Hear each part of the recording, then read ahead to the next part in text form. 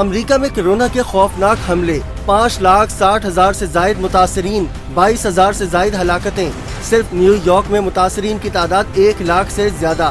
جیلوں میں بھی کورونا کے وار جاری۔ ٹیکساس کی جیل میں 25 قیدیوں کا ٹیسٹ مثبت آ گیا۔ نیو یارک پولیس کے 6,000 باوردی اہلکار بیمار پڑ گئے۔ 2,344 اہلکار کورونا کا شکار۔